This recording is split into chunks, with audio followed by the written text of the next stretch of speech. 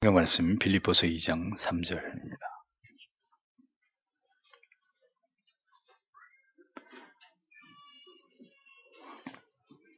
빌립보서 2장 3절 같이 읽겠습니다. 아무 일이든지 다툼이나 허영을 하지 말고 오직 겸손한 마음으로 각각 자기보다 남을 낮게 여기고 7장 그리스도인의 삶의 요체 자기를 부인함 4항에서 7항까지 이웃과의 관계에 적용된 자기 부인의 원리 4항에서 7항까지를 살펴보겠습니다.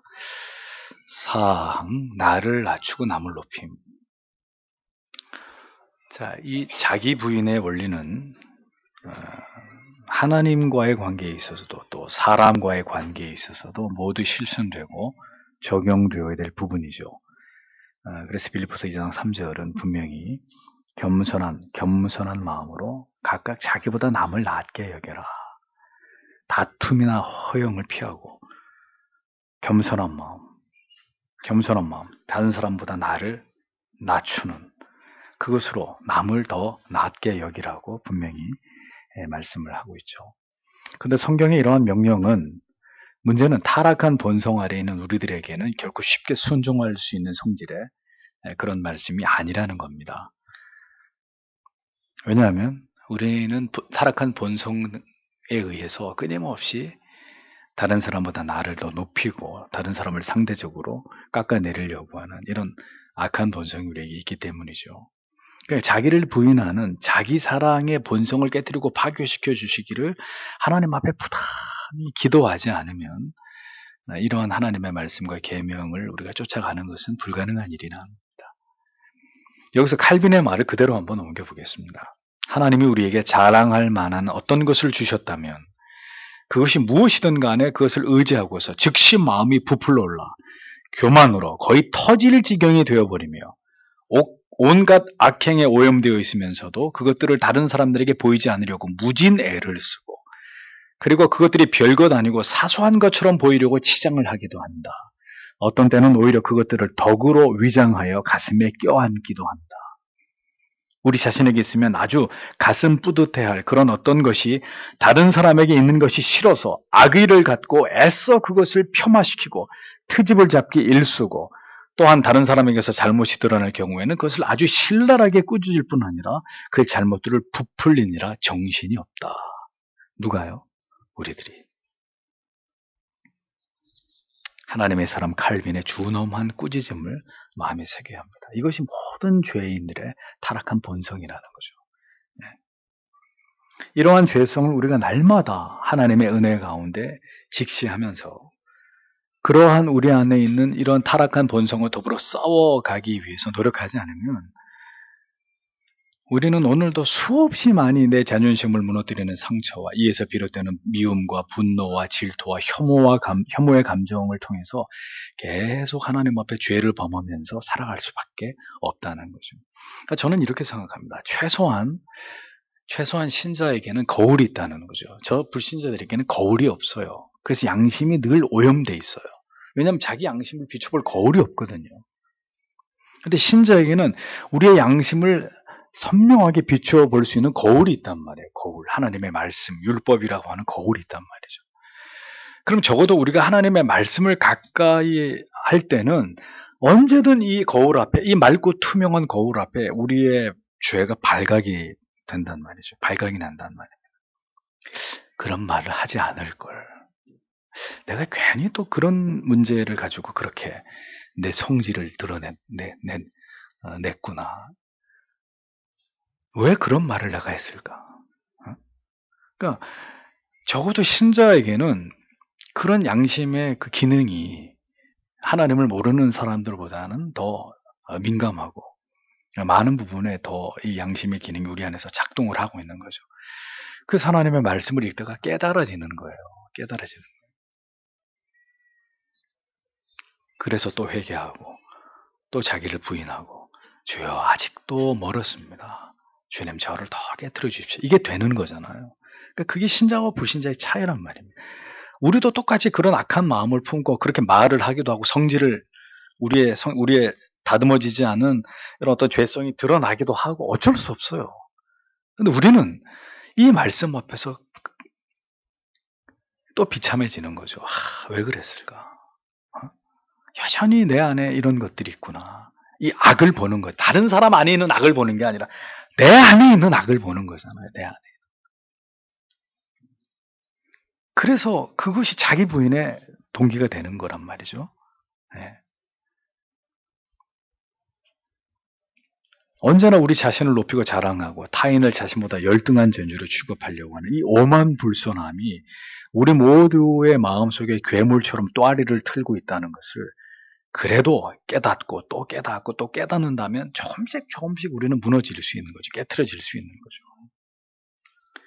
겉으로는 복종하는 채에도 모두가 속으로는 그 대상을 경멸하고 혐오함으로 직위상 내가 밑에 있기 때문에 윗사람이 뭐라고 하면 복종하는 채합니다. 예 하죠. 속으로는 내가 네보다 훨씬 잘났거든.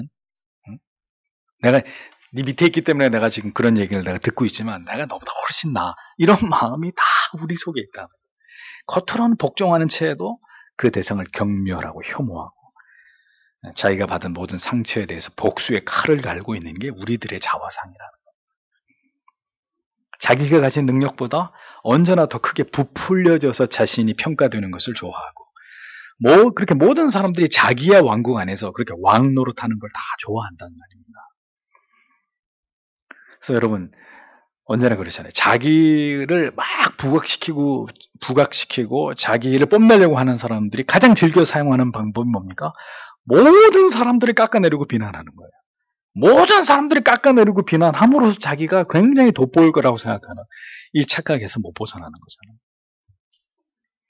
인간은 그렇게 모두가 다 지독한 이기적인 존재에 불과하다는 것입니다. 그러니까 세상에서 아무리 인격을 둬야 하고 학문으로 자기를 살폈다 하더라도 할 수 없습니다. 인간이 가진 이기적 타락의 본성에서 자유로울 수 있는 사람은 없어요. 자기가 공격을 당하고 멸시를 당했고 업신여김을 받았다고 생각할 때 조용히 물러나서 그것을 온유함 속에서 이렇게 견딜 수 있는 사람들이 얼마나 되겠느냐. 내가 받은 거에 배로 내가 너한테 갚아줄 거야. 기다려. 내가 정말 어떤 기회가 오면 내가 묵사화를 내줄 거야. 너를. 다 그게 우리 안에 있는 마음이란 말이죠. 우리는 그래서 성경의 진리 앞에서 율법 앞에서 그렇게 추악한 우리 자신의 모습을 날마다 들여다보아야 하고 이 이기적인 자기애와 자기 교만과 더불어서 치열하게 싸우려고 하는 자들이 되어야 한다는 겁니다. 다시 말씀드리지만 누군가의 관계 속에서 어떤 첨예한 갈등 속에서 거기서 드러나는 나의 죄성을 주목해야 된다. 나의 죄성. 상대의 죄와 허물을 보는 게 아니라 이런 문제에 대해서 이렇게 악하게 반응하는 나의 죄성을 정직하게 대면해야 된다는 거죠. 그러니까 자기가 어떤 인간이라는 걸 정확히 알아야 거울 앞에서 내가 얼마나 추한 몰골을 하고 있는지 알아야 그걸 닦아내고 세수를 하든지 머리를 감든지 목욕을 하든지 할 거 아닙니까? 그러니까 먼저는 그 모든 것 속에서 자기를 봐야 되는 거예요. 내가 자주 사람들하고 부딪힌다. 부딪힘이 많은 사람이다. 그러면 나 빼고 인간들이 왜 다 나를 힘들게 하는 거야? 이렇게 생각하면 안 되고 나에게 문제가 무엇이길래 사사건건 사람들마다 나는 이렇게 부딪히는 건가? 자기를 보게 해달라고 기도해야 되는 거죠. 나를. 주의 은혜로 그 모든 악한 뿌리들이 드러나고 그게 뽑혀나가지도록 그렇게 하나님 앞에 자기를 보면서 기도해야 된다는 거죠. 나에게 무엇인가 자랑할 것이 있다면 그것은 결코 나의 자랑이 아니라 아침에도 말씀드렸지만 하나님이 내게 주신 선물일 뿐임을 기억해야 합니다. 언제나 그리스도인은 이러한 생각에 사로잡혀 있어야 된다는 거죠. 확 분노가 치밀어 올라가지고 분노하게 되는 순간에 막 내가 어떤 걸 막 자랑하고 싶은 이걸 드러내고 싶은 순간에도 성도는 하나님의 말씀을 기억해야 되는 것입니다. 이러한 일조차 쉽지 않은 것은 왜일까요? 언제나 하나님의 말씀을 멀리하고 자기를 쳐서 복종시킬 수 있는 은혜를 구하는 그 기도의 시간이 현저히 우리에게 부족하거나 거의 없기 때문입니다. 그러니 그런 순간에 나를 제어할 수 있는 아무런 능력이 없는 거예요. 진리의 거울 앞에서 언제나 우리의 자신의 죄성과 허물을 살피고 그리고 우리의 악한 마음을 거두어 주시기를 간절히 기도해야 되는 일은 신자가 하나님 앞에 서는 그날까지 지속되어야 돼요. 응? 저절로 될 거라고 생각하지 마세요. 진리에 대한 깨달음, 그리고 간절히 무릎 꿇는 기도, 그런 것들이 없이 신앙의 인격이 저절로 우리 안에서 배양되는 일은 일어나지 않는단 말이에요. 그러니까 10년을 20년을 믿어도 똑같이 그 성질머리 그대로 똑같이 그렇게 사는 거예요. 아무것도 달라지지 않고. 더불어 우리가 해야 할 일은 다른 사람이 하나님께로부터 받은 특별한 재능들을 존중하고 높이고 그 사람을 존귀하게 여기는 것입니다. 왜냐하면 그 사람에게 주신 그거는 그 사람이 잘 나가서 가지고 있는 게 아니라 하나님이 그 사람에게 준 선물이기 때문에, 하나님이 그 사람한테 줬다고요. 하나님이 저 사람한테 노래를 잘하게, 저 사람한테 그림을 잘 그리게, 저 사람에게 굉장히 명석한 머리를, 저 사람한테 굉장히 운동을 잘할 수 있는 능력, 하나님이 준 거를 왜 여러분이 질투를 하십니까? 하나님이 그에게 준 건데. 그래서 우리는 그것을 인정하고 존중하고 그가 그것을 잘 발휘해서 하나님의 나라를, 하나님의 영광을 드러내도록 격려하고 응원해 줘야 되는 거죠. 하나님이 그에게 준 선물이기 때문에. 그리고 타인의 허물에 대해서는 그것을 덮어주어야 합니다. 교원 영색하는 말로 아첨하고 아부하면서 말이죠. 그렇게 속과 겉이 다르게 아부하는 말로 오히려 그 사람을 넘어지게 하는 이런 일도 그리스도인에게 합당한 일이 아니라고 칼빈이 이야기를 합니다. 모든 지체들을 온화하고 부드럽게 대하고 예의 바르고 친근하게 대해야 한다. 그렇게 하되 덧붙이고 싶은 것은 모든 지체들에게 그렇게 하라는 겁니다. 성도 여러분, 특정한 사람과만 그렇게 하는 것이 아니라 나하고 친한 성도에게만 그렇게 하는 것이 아니라 그렇게 당을 지어서 수군거리는 게 아니라 그건 그리스도의 몸을 찢는 것이라고 말씀드렸잖아요. 모두를 향해서 온유하고 부드럽게 대하고 예의 바르고 친근하게, 모두가 이 안에서 누구도 그것에 소외되지 않도록 언제나 주께로부터 받는 은혜가 나를 낮추고 남을 높이고 존중하도록 우리의 마음과 감정을 다스려 주시기를 기도해야 되고, 성도는 그 은혜의 방편을 날마다 사모하는 자들이 되어야 한다는 것입니다. 여러분이 누군가를 미워하고 사람에 대해서 쉬이 분노하고 그의 허물을 말하고 비난하는 빈도가 점점 많아지고 있다는 것은 여러분이 하나님과 멀어지고 있다는 분명한 증거입니다. 우리의 마음을 제어할 어떤 은혜도, 나를 낮추고 겸손케 할 어떤 거룩한 힘도 지금 내 안에 존재하고 있지 않기 때문에 툭툭 터져 나오는 거예요. 비난하는 말, 욕하는 말, 저주하는 말, 미워하는 말, 그 사람이 없는 자리에서 그 사람 욕을 하는 이런 말들이 나도 모르게 막 튀어나오는, 내 영혼이 지금 정상적이지 않다는 얘기죠. 그렇다면 즉시 우리가 그리스도께로 달려가야 되는 겁니다. 우리의 강팍하고 완악한 마음을 깨트려 주시기를 기도하면서 하나님의 말씀이 내 영혼을 다스려 주시기를 소망해야 되는 것이죠. 다시 우리의 영혼의 평온함과 온유함을 회복시켜 주시기를 간구하면서 내 마음의 결이 다시 성령의 뜻에 순복하고 조율되도록 하는 그런 하나님 앞에 무릎 꿇음이 필요할 것이라는 것입니다. 다섯 번째, 이웃의 유익을 구함. 자기 부인과 이웃의 유익을 구하는 것과 어떤 상관이 있느냐. 인간은 태어나면서부터 자기라는 굴레 안에 갇혀있는 존재입니다. 그래서 교육을 통해서 혹은 도덕적 깨달음을 통해서 어느 정도 이에서 벗어날 수 있을지는 모르겠지만 근본적으로 이기적 본성에서는 완전히 벗어날 수 있는 사람은 없는 것입니다. 그러니까 성화의 가장 큰 걸림돌이 뭐라고요? 우리 자신이다. 자기라고 하는 이 견고한 자를 날마다 무너뜨리지 않는 한 우리 안에 다른 사람을 담는 것은 불가능한 일이 될 수밖에 없는 것입니다. 그래서 고린도전서 13장은 사랑의 개념을 정의하고 있잖아요. 그러나 이 성경이 말씀하는 사랑은 인간의 죄악된 본성 반대편에 있는 것들로, 이건 우리의 힘으로 도달할 수 없는 영역의 것들이에요. 사랑은 오래 참고 사랑은 온유하며, 이 고린도전서 13장의 사랑장이 언급하는 사랑의 정의는 우리 안에서 만들어낼 수 있는 것들이 아니란 말이에요. 왜? 인간은 자기 사랑으로 완전히 이렇게 치우쳐져 있는, 절대로 균형을 잡을 수 없는, 자기 사랑 쪽으로 완전히 기울어져 있는 존재이기 때문에 우리가 스스로 이타적인 사람이 되어지는 일은 일어날 수 없는 일이라는 거죠.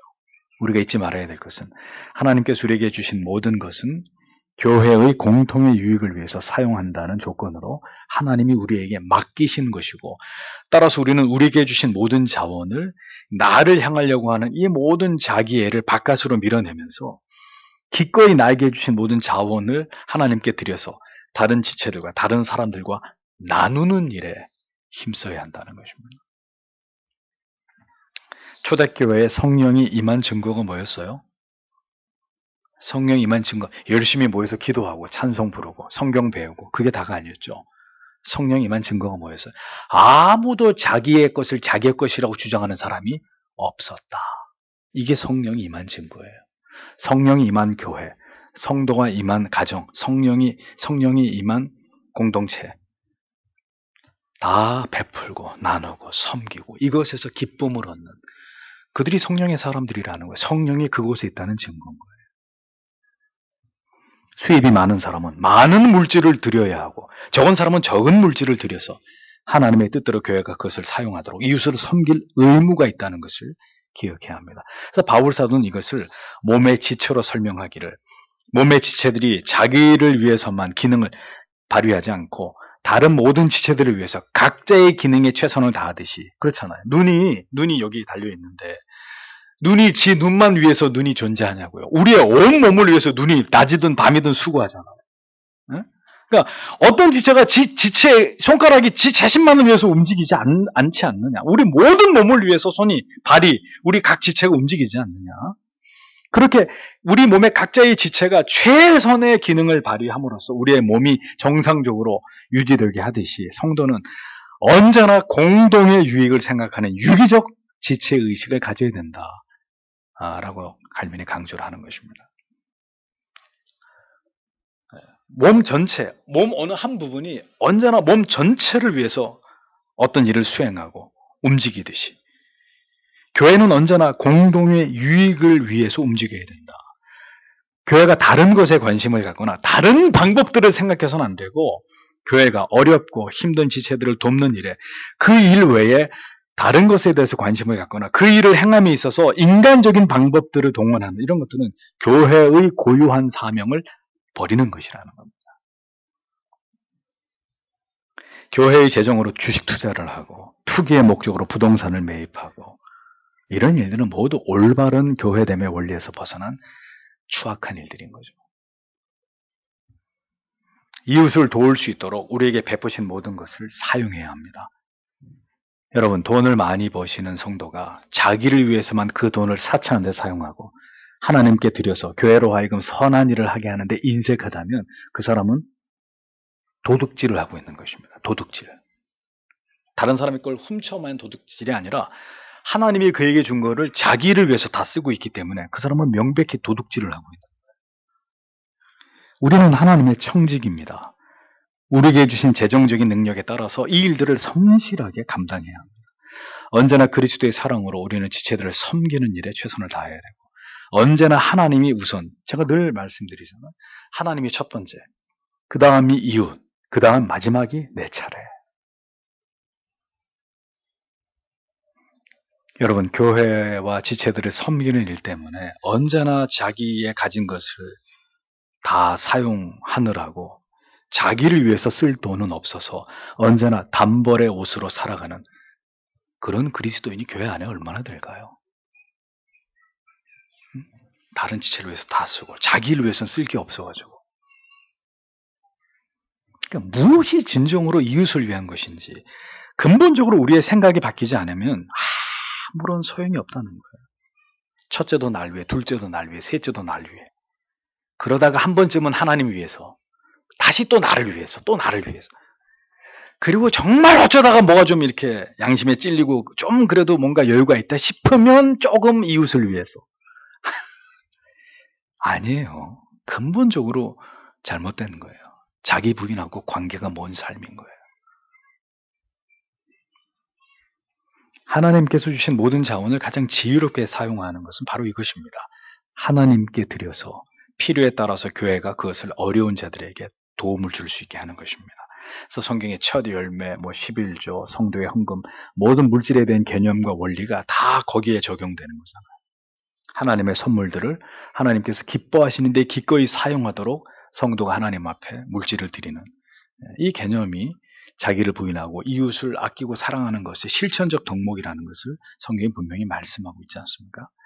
그러니까 물질에 인색한 사람은 제가 자주 말씀드렸는데 물질에 인색한 사람은 절대로 물질의 풍성한 하나님의 공급하심을 경험할 수 없습니다. 물질은 축복이 아니라 은사의 개념인데 하나님이 어떤 사람에게 물질의 은사를 주느냐? 잘 베푸는 사람, 잘 나눠주는 사람, 언제나 서는 일에 앞장서는 사람에게 계속 그 일을 하도록 하나님이 그 섬김의 은사를 충족할 수 있는 물질을 계속 주는 거예요. 그러니까 베풀지도 않고 나누지도 않는데 계속 하나님이 물질을 준다. 그건 재앙이에요, 그 사람한테. 왜? 그 사람은 계속 자기를 위해 돈을 쓸 것이고 계속 죄를 지을 거기 때문에. 복이 아니에요, 그게.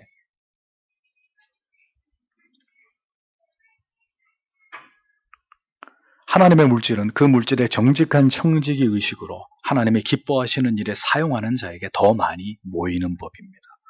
그 길이 바로 지체와 이웃에게 선을 행하고 나누는 것이고 히브리서는 이러한 성도의 선행을 하나님이 기뻐하시는 제사라고까지 표현하고 있다는 거죠. 히브리서 13장 16절에 오직 선을 행함과 서로 나눠주기를 잊지 말라. 이 같은 제사는 하나님이 기뻐하시느니라 라고 기록되어 있잖아요. 여러분들의 선을 행하고 나누는 것은 예배에 준한 하나님을 기쁘시게 하는 것이다. 그게 성경의 가르침입니다. 여섯 번째, 이웃을 향한 사랑. 선을 행하다가 낙심하지 않기 위해서는 고린도전서 13장이 말씀하는 참된 사랑의 속성과 성품을 따라서 행해야 합니다. 그러니까 선을 우리가 행하는 것은 그것을 받을 자격들을 사람들이 갖추었기 때문이 아니라는 거예요. 사랑을 받을 조건과 자격이라는 건 없습니다. 네가 사랑을 받을 만하니까 너에게, 그런 건 사랑이 아니에요. 그건 그리스도가 베푸시는 방식으로 베푸는 게 아니에요. 하나님이 우리의 조건을 보고 우리 사랑해 주셨습니까? 아니잖아요. 모든 사람들이 하나님의 형상을 따라 지음을 받은 존귀한 존재이기 때문에 우리는 그들에게 마땅히 선을 행하는 것이고 믿음 안에 있는 지체들에 대해서는 더더욱 특별하게 우리가 그렇게 해야 되는 것입니다. 그들은 하나님의 형상이 성령으로 말미암아 새로워지고 회복된 거룩한 존재들이기 때문에. 누가? 우리의 지체들이, 성도들이. 그러므로 지체들이 우리에게 도움을 요청할 때 사실 도움을 요청하지는 않죠. 성도님들이 누가 대놓고 집사님 나 좀 돈 좀 주세요 이렇게 할 분이 어디 있어요. 그렇게 안 하니까 어떻게 해야 돼요? 우리 재직 집사님들께서는 살피셔야 되는 거죠. 너는 부럽듯이고 누가 어렵나? 누가 힘드나? 응? 그리고 교회에다 얘기해 주셔서 교회가 적절히 그런 분들을 도울 수 있도록. 도움을 요청할 때 그 어려움을 절대로 모른 채서는 안 되고 그걸 거절해서는 안 된다. 왜? 그들은 분명 그리스도 안에서 우리의 가족들이고 고륙이기 때문이다. 우리의 몸의 일부이기 때문이다 라는 거죠. 그래서 그 도움을 받으려고 하는 그 지체가 가난하거나 배움이 없는 것, 그런 거하고 무관한 것입니다. 그런 걸 다 초월해서 그는 우리의 형제 자매이고 존귀한 하나님의 자녀라는 그런 생각을 우리가 분명히 가져야 되는 거죠. 그가 어떤 형편이든 우리는 주님을 대신해서 그 지체를 힘을 다해서 도와야 되고 섬겨야 될 의무가 있다는 것을 우리는 기억해야 되는 것입니다. 그러나 우리는 어떤 의문을 가질 수도 있을 것입니다. 어떤 의문이요? 그 사람이 우리의 도움을 받을 만한 가치가 없는 사람인데도 도와야 되느냐? 이런 거죠. 하는 짓을 보면 저런 사람까지 우리가 도와야 됩니까? 여기에 대해서 우리는 의문을 제기할 수 있습니다. 우리의 판단이 그럴 수 있어요. 저 사람 저 행실이 저렇고 저런데 저 돈 주면 또 가서 술 먹고 할 거 뻔한데 저런 사람도 도와야 되나? 이런 의문을 충분히 제기할 수 있어요. 우리의 판단이 그렇게 내려질 수도 있을 것입니다. 그런데도 칼빈은 여기서 그러면 하지 말라고 얘기하지 않아요. 그렇다 하더라도 우리는 하나님의 형상으로 그를 물론 그가 그 도움을 받아서 뭐 지체들 중에는 그럴 사람이 없지만 불신자들 가운데라면 그 돈을 들고 가서 막걸리를 사 먹으려고 하면 말려야 되는 거죠. 그러지 마십시오. 이미 충분히 마셨고 계속 그렇게 도움을 드리는 돈으로 이렇게 하실 것 같으면 건강도 망치고 영원히 이 삶에서 벗어날 수 없습니다. 부디 여기서 벗어나서 정상적인 삶을 살아가도록 노력하십시오. 우리가 돕겠습니다. 거기서 건져내야 되는 거죠. 그런데 어찌됐든 칼빈은 얘기합니다.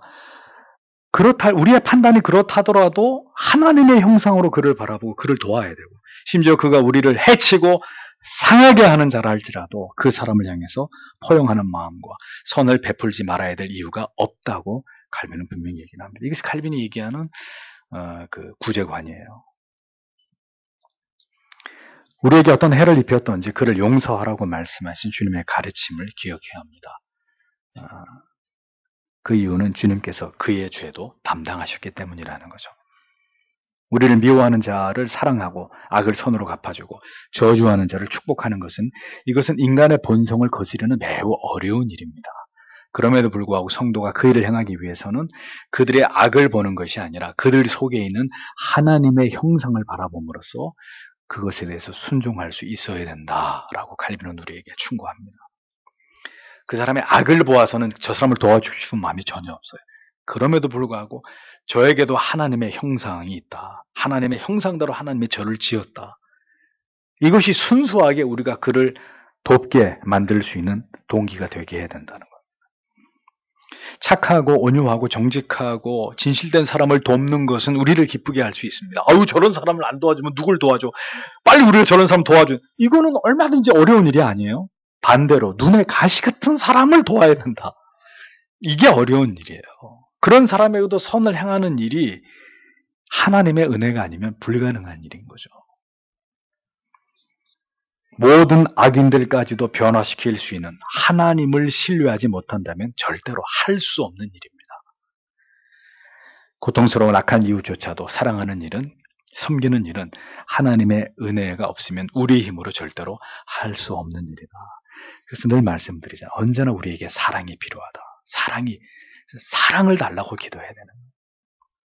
사람의 외모나 그의 성품이나 인격으로 그를 평가하지 않고 오직 하나님의 형상을 따라 지음받은 존재로서의 우리가 모든 악한 자들을 그렇게 바라보고 그들에게까지 사랑을 전할 수 있는 마음 주시기를 기도해야 한다는 것입니다. 7번째, 이웃사랑은 마음에서 우러나와야 한다. 마음에서 우러나와야 된다. 사랑의 의무를 실천하려 할 때 결국 우리 자신을 죽이는 일을 온전히 이룰 수 있다는 것입니다. 그러니까 사랑하라는 의무는 외형적인 행위로 실천하는 게 전부가 아니라는 거예요. 그 안에 뭐가 있느냐를 하나님을 예배하는 여러분 안에 하나님이 사랑을 나를 사랑하는지를 보시듯이 여러분들이 누군가를 사랑하고 누군가를 베풀려고 할 때 그 마음 안에 그 형제를 향한 순수한 순전한 사랑이 있는지를 하나님이 보신다는 거예요. 외형적으로 내가 이런 위치에 있으니까 도와야지. 겉으로는 이렇게 돕지만 그것이 내 마음에 그를 향한 사랑으로 하는 게 아니라 도와야 된다는 당위 내지는 의무감, 율법적인 어떤 그런 외형적인 동기에 의해서 그렇게 한다면 그것은 진정한 사랑에서 비롯된 사랑이 이웃을 향한 섬김이 아니라는 것이죠. 하나님이 기뻐하시는 사랑의 실천과는 무관한 것이다. 마음은 안 가도 그래도 그렇게라도 하면 안 하는 것보다 낫지 않습니까? 여러분, 그것은 우리의 생각입니다. 언제나 우리의 생각을 정당화하지 마세요. 그래서 우리는 어떤 그럼 또 이렇게 얘기했습니다. 나는 그런 마음이 안 생기니까 그럼 안 도울랍니다. 또 이러실 수도 있죠. 그런데 중요한 건 뭐겠습니까? 그 일을 행하기에 앞서 하나님 앞에 사랑을 달라고, 사랑의 마음으로 기꺼이 기쁨으로 그렇게 할 수 있도록 해달라는 기도가 전제가 되어야 되는 것이죠. 그러니까 힘들어요. 그냥 막 하는 거는 쉬운데 뭐든지 하나님이 원하시는 원리와 그 중심대로 하는 것은 이렇게 어려운 일이에요. 그런데 막 하면 아무 결과도 없고 아무런 내 영혼에 유익도 없어요. 시간이 좀 걸리고 어려워도 기도하고 하나님의 뜻과 중심대로 하려고 하면 그 일을 했을 때 하나님이 기뻐하시고 내 영혼에 충만한 기쁨이 생긴다는 거죠. 막 하는 거하고 하나님의 법대로 하는 거는 그런 차이가 있는 것입니다. 사랑과 자비를 베풀면서도 그 사람 멸시하고 업신여기는 태도를 취하는 것은 절대로 올바른 구제와 사랑이 아니다는 거죠. 얼굴에 미소를 띠고 상냥하게 말하면서 구제를 행하는데도 마음속으로는 도움을 받는 사람을 멸시하는 마음을 품고 있다면 위선이에요. 그건 사랑이 아니라는 거예요. 겉으로는 웃으면서 아유 힘들죠 그러면서 속으로는 아유 못 나가지고 아니라는 거예요. 신자는 어려움을 당한 자를 바라볼 때 마치 그 사람이 내 자신이라고 여기라고 얘기합니다. 내 자신이라고 여기고 지금 저 고통당하는 사람이 나다. 그런 마음으로 그 고통을 내가 당하는 고통이라고 여기면서 안타까움으로 마음을 다해서 사랑의 마음으로 모든 여유를 다해서 도와야 되는. 그래서 내 이웃을 내 몸과 같이 사랑하라고 한 거예요. 내 이웃을 내 이웃을 내 몸과 같이 사랑하라고 한 거예요. 내 몸한테 하듯이 이웃을 사랑해라. 이게 얼마나 탁월한 말씀입니까? 나한테 하듯이 하라. 내가 나한테 하듯이. 참 주의 은혜가 아니고는 불가능한 얘기야. 누구도 그렇게 할 수 없어요. 첫 번째도 나, 두 번째도 나, 세 번째도 나이기 때문에. 여러분, 우리의 몸의 한 부분에 병이 들어서 모든 몸이 병든 그 부분을 위해서 모든 수고를 담당할 때 나머지 몸이 병든 그 몸의 지체를 업신여기나 경멸하는 그런 경우가 없잖아요. 그러니까 예를 들면 지금 내가 팔이 부러져가지고 기부스를 했는데 온 몸이 아유 등신아 왜 부러져가지고 너 때문에 우리가 얼마나 불편한 줄 알아. 이렇게 다른 몸이 부러진 팔을 막 떼하고 구박하고 그러지 않잖아요.